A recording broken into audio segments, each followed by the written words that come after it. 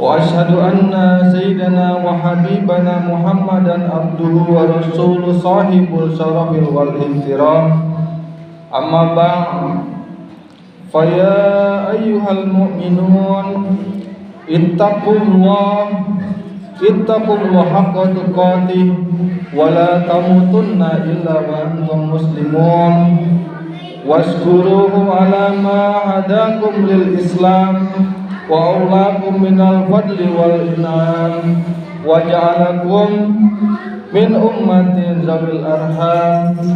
قال تعالى يا أيها الذين آمنوا إذا قيل لكم تفسحوا في المجالس فافسحوا يرفع الله لكم وإذا قيل انشزوا فانشزوا يرفع الله الذين آمنوا منكم والذين أوتوا العلم درجات والله بما تعملون خبير.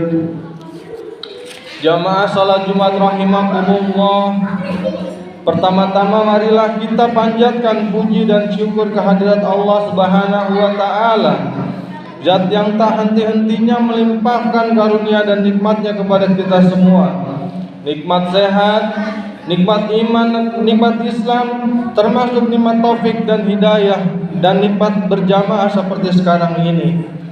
Salawat iring salam semoga selalu tercurah kepada junjungan kita baginda besar Habibana Muhammad sallallahu alaihi wasallam. Salawat dan salam juga semoga terlimpah curah kepada para sahabat, para tabi'in, para tabi'in hingga kepada kita semua selaku umatnya. Semoga kelak kita mendapatkan syafaatul uzma darinya, amin ya rabbal alamin. Tak lupa melalui mimbar yang mulia ini, khatib berwasiat khususnya untuk diri pribadi dan kepada jamaah Jumat sekalian, marilah kita sama-sama meningkatkan keimanan dan ketakwaan kita kepada Allah Subhanahu wa taala. Sebab hanya bekal takwa kita bisa lebih memaksimalkan ketaatan kita kepadanya dan menjauhkan diri dari segala bentuk larangannya. Jamaah salat Jumat rahimakumullah. Salah satu nikmat besar yang Allah berikan kepada kita semua adalah dengan adanya waktu-waktu yang mulia, yang penuh keberkahan. Pada waktu mulia ini semua amal ibadah dilipat gandakan, derajat diangkat, rahmat Allah selalu tercurah dengan melimpah. Salah satu waktu mulia itu adalah dengan keberadaannya bulan suci Ramadan yang tidak lama lagi akan kita jalani. Maka sangat beruntung bagi kita yang sudah mempersiapkan diri untuk menghadapi bulan mulia ini dengan berbagai ketakwaan sejak saat ini. Allah Subhanahu wa taala berfirman, "Wattaqu fa inna khairal zadi taqwa wattaquni ya ulil albab." Yang artinya, bawalah bekal karena sesungguhnya sebaik-baik bekal adalah takwa, dan bertakwalah kepadaku wahai orang-orang yang mempunyai akal sehat. Surat Al-Baqarah ayat 197. Oleh karena itu, berikut langkah-langkah yang harus kita lakukan untuk mempersiapkan diri menuju bulan Ramadan. Langkah yang pertama adalah niat. Niat yang baik dan benar merupakan kunci utama dalam setiap ibadah. Tidak hanya kunci utama, niat juga merupakan menjadi salah satu syarat diterimanya amal ibadah kita. Termasuk ibadah puasa, Allah tidak akan menerima ibadah yang tidak disertai dengan niat. Bahkan niat baik orang mukmin bisa lebih mulia daripada ibadah itu sendiri. Rasulullah sallallahu alaihi wasallam bersabda, "Niyatul mu'minina khairum min amli," wa fi riwayah, "Niyatul mu'minina abalagu min amalihi." Artinya, niat seorang mukmin lebih baik daripada amalnya. Dalam riwayat yang lain, niat seorang mukmin lebih utama daripada amalnya. Hadits riwayat Imam At-Tabrani. Kenapa bisa demikian? Menurut Imam Baihaqi dalam kitab Sunan As-Shaghir, karena ucapan dan perbuatan bisa saja merusak karena kejelekan dan harapan ingin dipuji orang lain, sementara tidak dengan niat. Menurut Syekh Waliyuddin Al-Khatib dalam kitab Misyatil Masabih, karena niat yang tulus akan diberi pahala oleh Allah sekalipun belum melakukan ibadah. Adapun ibadah yang tidak disertai dengan niat tidak akan berpahala. Sedangkan menurut Imam Abdul Hasan Al-Mubarak dalam kitab Mifratul Mafatih, pahala niat lebih banyak daripada pahala ibadah, karena niat mencakup setiap sesuatu yang tidak dapat diwujudkan melalui amal ibadah. Yang kedua adalah memperbanyak doa. Cara lain dalam mempersiapkan diri menuju Ramadan adalah dengan memperbanyak doa kepada Allah Subhanahu wa taala. Berdoa agar kita memberikan kesempatan kepada kita untuk bisa sampai pada bulan mulia ini, serta memberikan taufik dan pertolongan kepada kita dalam menjalankan ibadah puasa dan ibadah-ibadah yang lainnya. Kita juga berdoa agar ibadah yang kita lakukan diterima dan murni hanya kepada Allah semata. Allah Subhanahu wa taala berfirman dalam Al-Qur'an, "Wa qala rabbukum ud'uni astajib lakum." Yang artinya, dan Tuhanmu berfirman, "Berdoalah kepadaku, niscaya aku akan perkenalkan bagimu." Surat Al-Ghafir ayat 60. Yang ketiga adalah puasa sunnah Sya'ban. Melakukan puasa sunnah di bulan Sya'ban selain sangat dianjurkan dalam Islam dan memiliki pahala yang banyak, juga menjadi salah satu bentuk latihan umat Islam menuju puasa wajib selama bulan Ramadan. Artinya, jika kita sudah terbiasa berpuasa sebelum Ramadan, maka kita tidak akan merasa berat ketika menjalani puasa Ramadan nanti.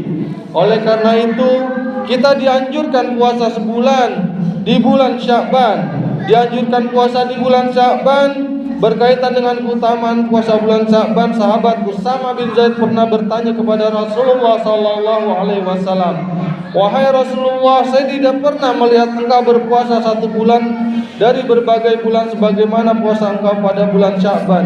Kemudian Nabi sallallahu alaihi wasallam bersabda, "Zaka syahrun yaghfulun nas anhu baina Rajabin wa Ramadana wa huwa sahrun yurfa'u fihi al-a'malu ila rabbil alamin fa ujibu ay yurfa'a amalihi wa anna sha'imun." Yang artinya, Sya'ban adalah bulan yang sering dilupakan oleh manusia, yaitu antara Rajab dan Ramadan. Padahal ia adalah bulan di mana amalan-amalan diangkat oleh Allah Subhanahu wa taala. Maka aku ingin amalanku diangkat dalam keadaan aku sedang berpuasa.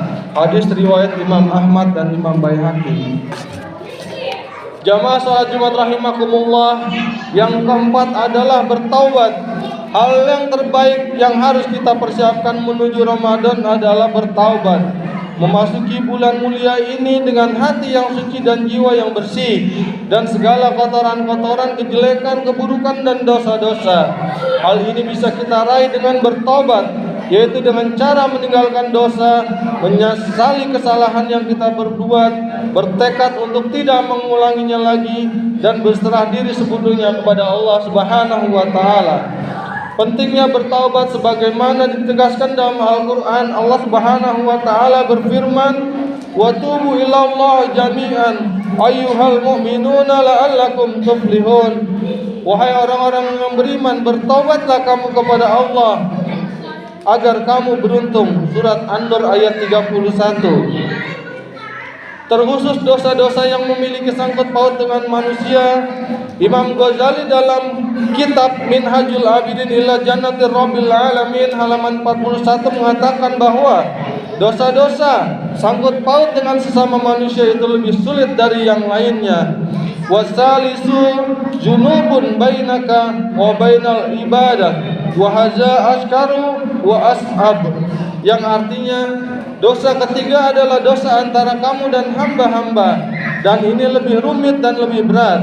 Imam Ghazali mengatakan bahwa dosa yang memiliki sangkut paut dengan orang lain dianggap lebih rumit dari dosa-dosa yang lain, karena dalam konteks ini berhubungan dengan harta, jiwa, kehormatan ataupun jenisnya. Maka cara bertobat dari dosa ini juga memiliki cara berbeda. Tidak cukup kemudian hanya dengan meminta maaf. Misal jika kita memiliki dosa berupa harta karena mencuri, merampok, gosok dan yang lainnya, maka cara bertaubatnya adalah dengan mengembalikan harta tersebut. Jika sudah tidak ada, maka dengan cara menggantinya. Oleh sebab itu, di antara kita ada yang memiliki sangkut paut kepada orang lain, baik berupa harta, jiwa, kehormatan dan yang lain sebagainya. Segeralah meminta maaf dan segera pula mengembalikan hak-hak yang telah kita ambil dari orang lain, agar persiapan kita dalam menghadapi bulan suci Ramadan benar-benar bersih dan suci. Ma'asyaral muslimin, jamaah salat Jumat yang dirahmati Allah. Dengan demikian, mempersiapkan diri menuju Ramadan harus dimulai dengan niat yang tulus, memperbanyak doa agar kita diberi kesempatan beribadah dengan ikhlas, melatih diri dengan puasa sunnah di bulan Sya'ban, dan menyucikan hati melalui tobat-tobat yang bersungguh-sungguh. Demikianlah adanya khutbah ini perihal mempersiapkan diri menuju bulan Ramadan. Semoga kita menjadi pribadi yang bertakwa dan Allah membawa kita kepada naungannya dan membawa berkah dan manfaat bagi kita semua. Amin ya rabbal alamin. Barakallahu wa lakum fil Qur'anil azim wa ja'alani wa iyyakum bima fihi minal ayati wa zikril hakim. Innahu huwa tawwabur rahim. A'udzu billahi minasy syaithanir rajim. Bismillahirrahmanirrahim. Wal hayyul la ilaha illahu fad'uhu mukhlishina lahuddin. Alhamdulillahi rabbil alamin. Wa qur bighfir warham wa anta arhamur rahimin.